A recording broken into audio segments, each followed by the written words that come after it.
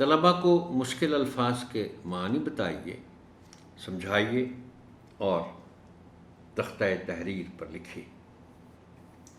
آپ کی آسانی کے لیے چند الفاظ اور ان کے معنی ذیل میں پیش کیے جا رہے ہیں۔ فاختہ، یہ کبوتر کی نسل کا ایک پرندہ جسے عموماً امن کی علامت سمجھا جاتا ہے۔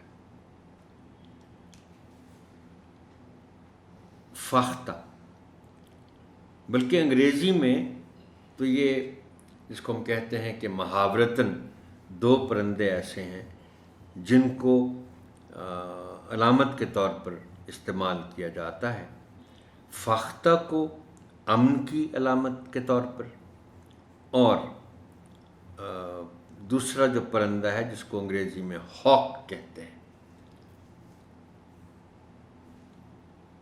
ان دونوں کو، بلکہ انگریزی میں پھر ان کو تھوڑا سا چینج کر کے تو ڈو اپروچ اور ہاک اپروچ بھی کہا جاتا ہے، یعنی جو جنگ کی بات کرے، بڑے شدت پسندی کی بات کرے وہ ہاک ہو گیا، اور جو امن کی بات کرے وہ ڈو ہو گیا۔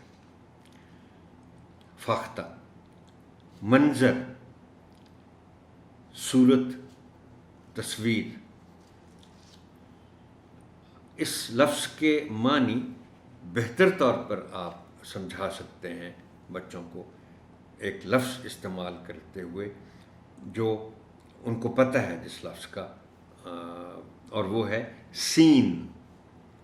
چونکہ صورت اور تصویر یہ دونوں لفظ منظر کے معنی کو صحیح طور پر واضح نہیں کرتے۔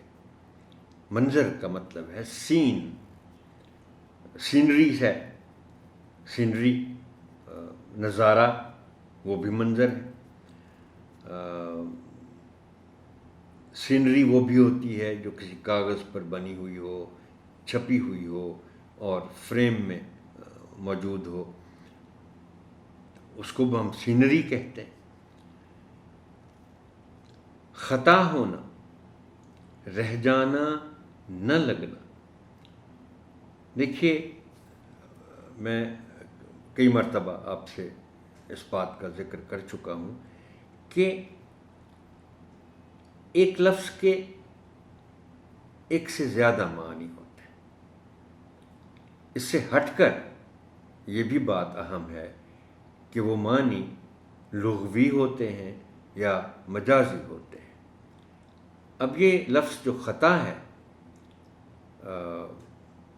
اس کے ایک معنی تو ہے غلطی،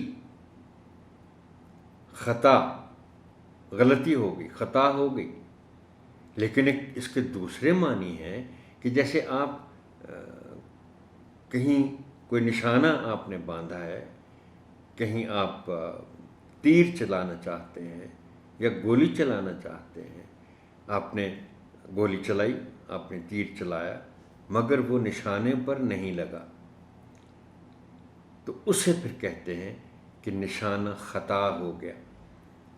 اب یہ جو آپ اس باب کا متن ہے اس میں خطا ہونا اسی معنی میں استعمال ہوا ہے، نشانہ خطا ہو گیا، غلطی کے معنی میں نہیں ہے۔ قوت، طاقت، حق ادا کرنا،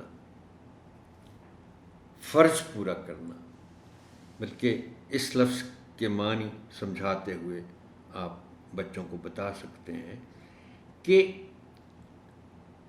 کسی دوسرے کا حق جو ہم پر ہے، ہمارے لیے وہ فرض ہو جاتا ہے۔ ہم کسی کا حق ادا کرتے ہیں تو اس کا مطلب ہے کہ اپنا فرض پورا کرتے ہیں۔